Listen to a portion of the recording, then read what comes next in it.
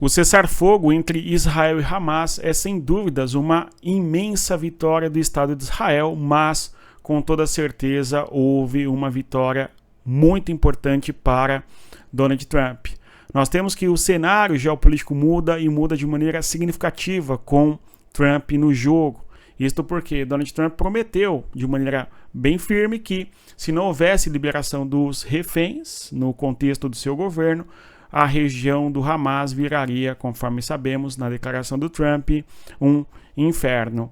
Então as ameaças de Trump de usar força significativa contra o Hamas, sem dúvida, pesam para que haja, em alguma medida, um acordo de paz. Não é uma paz ainda, mas um cessar-fogo entre Israel e o grupo Hamas, que nós analisamos já essa guerra há 1 ano e 3 meses, desde o último dia 7 de outubro de 2023. Uma guerra que se arrastou por meses e, lamentavelmente, os reféns não foram recapturados pelo Estado de Israel, apesar do Estado de Israel ter arrebentado com toda a estrutura do Hamas, em especial buscando atingir as principais lideranças do grupo, mas, ao mesmo tempo, teria faltado um pouco de maior empenho por parte de Netanyahu em busca dos reféns. Agora, o acordo de cessar-fogo, conforme nós vamos observar, trata dos reféns e, claro, do cessar-fogo justamente mediante aí a devolução de reféns. Aí nós temos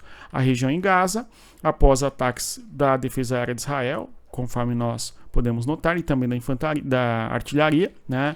Aqui nós temos que o cessar-fogo assinado hoje, dia 15 de janeiro de 2025.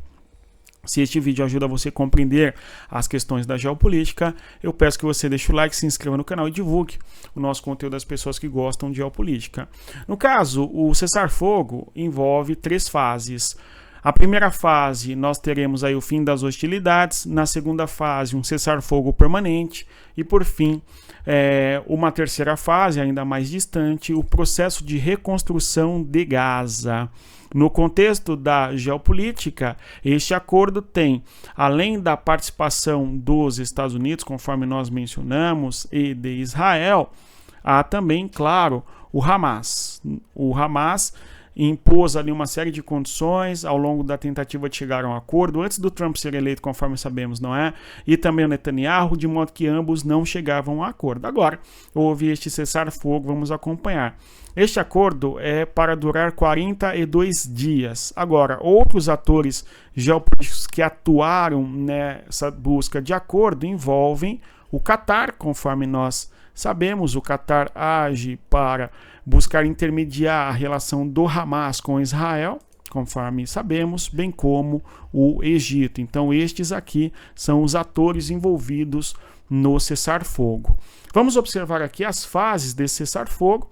Na primeira fase, nós temos uma série de questões a serem ajustadas de maneira bem difícil ao longo do tempo, até porque são 42 dias previstos aí para entrar em vigor aí o cessar-fogo pleno, não é? Ou seja, cumprir 42 dias, e ao longo desses dias nós teremos coisas ocorrendo, ou seja, a troca de reféns.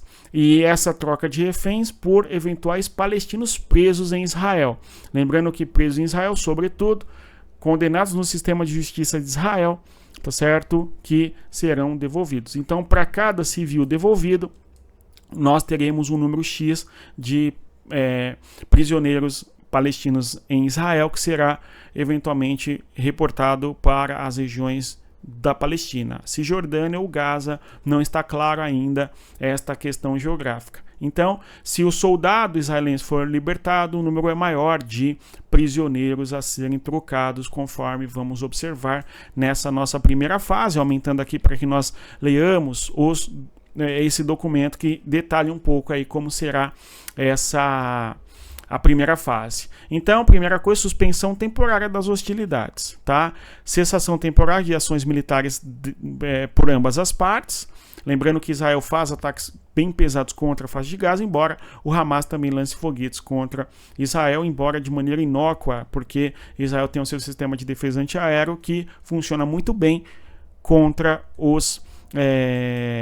no caso, os ataques do Hamas. tá certo? Bom, então aí cessação de hostilidade temporária, conforme vemos.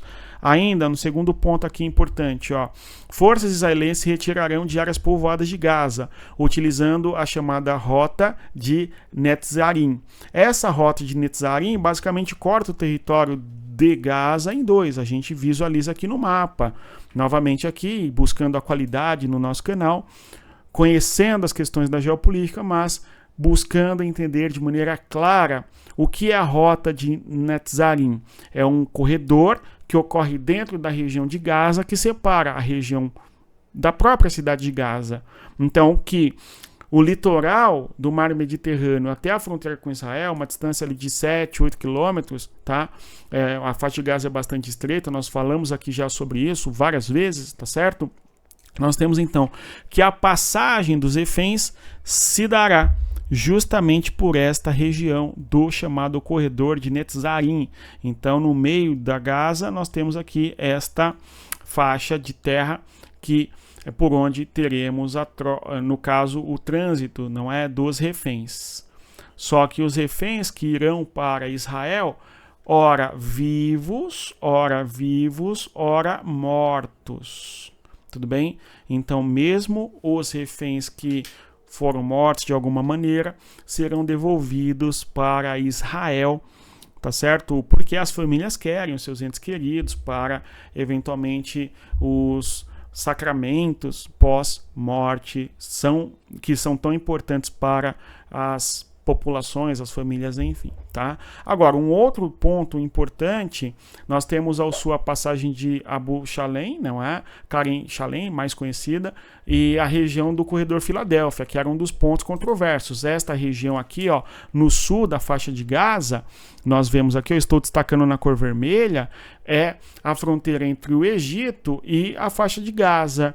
O Estado de Israel quer ter o controle pleno sobre esta região, chamada Corredor de Filadélfia, justamente porque Israel diz que, se eles não tiverem um controle sobre esta localidade, armamentos eventualmente podem entrar para a região de Gaza por esta região, e por isso Israel quer manter o controle sobre esta localidade aqui, do chamado, repito, Corredor Filadélfia, enfim, tá? Bem, então este é um ponto importante. Haverá troca, não é, de reféns junto com prisioneiros. Agora, essa troca vai se dar por um espaço específico do território. Além do mais, restrição à atividade aérea, continuando aqui para entendermos este acordo de cessar-fogo, bem complexo, e a gente detalhando aqui para que você saiba tudo sobre a geopolítica, tá? O que mais? Suspensão temporária de operações militares, enfim, tal. Ampliação para 12 horas, ou seja, aos poucos Israel vai deixando de fazer a observação aérea e ataques militares, enfim, Israel pela sua força aérea. Retorno de deslocados e retirados, e retirados militares. No dia 7, após a libertação de 7 detidos palestinos, forças israelenses se retirarão completamente da rua Al-Rashid, a leste da rua Salah ad-Din, no interior de Gaza, desmontando todas as posições militares. Deslocados poderão retornar às suas residências desarmados, e a ajuda humanitária circulará livremente na rua Al-Rashid desde o primeiro dia. Então, a ajuda humanitária vai entrar para Gaza desde o primeiro dia, e após o 7º dia de cessar-fogo, nós começaremos a troca de reféns, aquela coisa toda, né? De reféns e prisioneiros. No dia 22, um detalhe, forças israelenses se retirarão do centro de Gaza pela rota Netzarim, conforme nós mencionamos, e essa praça Kuwait, para áreas próximas à fronteira, desmontando posições militares, ou seja, a estrutura militar de Israel dentro de Gaza será desmontada, ou seja, não haverá a ocupação militar de Israel dentro de Gaza nesta região, mas na localidade do Rafah, no sul, e também na zona do corredor Filadélfia, a presença militar israelense, tá? Ajuda humanitária. Desde o primeiro dia entraram em Gaza quantidades importantes aí, equipamentos de primeiro socorro, combustível, 600 caminhões de água, incluindo 50 de combustível, tá? O combustível é para geração de energia, comércio, remoção de entulhos e tal, volta de hospitais que não estão funcionando, padarias, enfim. Troca de reféns e prisioneiros. Tudo isso é fase 1, né? Hamas libertará 33 reféns israelenses, vivos ou mortos, incluindo mulheres, crianças, tal. menores de 19 anos, idosos acima de 50 anos e civis, feridos ou doentes. Tá? Para cada israelense libertado, Israel liberará 30 menores ou mulheres. Para cada soldado israelense libertado, Israel libertará 50 mulheres palestinas. Ou seja, Israel vai libertar mulheres palestinas, tá certo? E não, eventualmente, homens palestinos, conforme nós podemos observar nessa primeira fase. Cronograma da libertação aqui, ó, o ponto número 6. Dia 1, Hamas liberta 3 reféns civis israelenses. Dia 7, Hamas liberta mais 4 civis israelenses. Isto é, estes civis não necessariamente estão vivos, eles podem estar mortos, conforme nós sabemos. A cada 7 dias, mais 3 reféns serão ainda libertados, priorizando as mulheres. Até a 6ª semana, todos os reféns desta fase serão libertos e Israel libertará um número correspondente de prisioneiros palestinos, conforme nós observamos neste dado aqui sobre a fase 1. Tá? Na fase ainda, prisioneiros e reaprisionados e exilados. Até a 6ª semana, Israel libertará 47 palestinos reprisionados após o acordo da troca de 2011. Israel libertará todas as mulheres e crianças menores de 19 anos detidos desde 7 de outubro de 2023. Condições. O cumprimento do acordo, incluindo cessação de ações militares, retirada israelense e ajuda humanitária, determinará a continuidade das trocas. Então esta é a fase 1.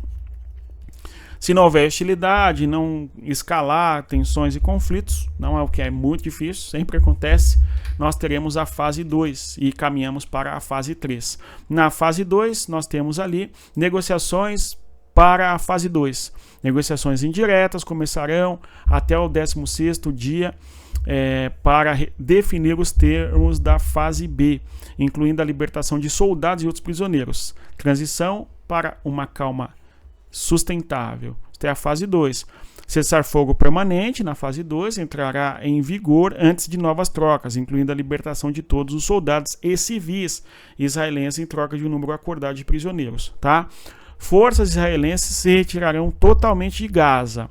Isso aqui é um ponto controverso que parte do governo israelense, nós vemos ali alguns ministros, não é, que são contrários a esta postura de Israel, que é sair totalmente do território de Gaza.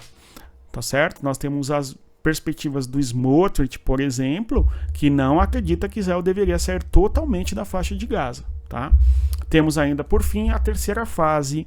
Vejamos aqui, para concluirmos, troca de corpos de falecidos, uma vez identificados, implementação de um plano abrangente de reconstrução de Gaza ao longo de 3 a 5 anos, supervisionado pelo Egito, pelo Catar e também pela ONU. 12. Na terceira fase, libertação de movimentação, não é, e comércio, abertura de fronteiras, enfim, para a movimentação de bens e pessoas. Por fim, garantias. Catar, Egito e Estados Unidos servirão como garantias para o acordo. Organizações humanitárias, incluindo a ONU, ofereceram apoio contínuo e monitoramento, não é, de todas as fases. Enfim, a fonte é de Amit Segal. Vamos continuar acompanhando as questões da geopolítica, que haja uma paz duradoura na região da Palestina e de Israel, do sudoeste da Ásia. Mas é isso. Se você chegou até aqui, agradeço mais uma vez sua presença. Reitero, deixa o like, se inscreva no nosso canal. Divulgue nosso conteúdo também para todos que gostam de geopolítica. Até mais. Tchau, pessoal.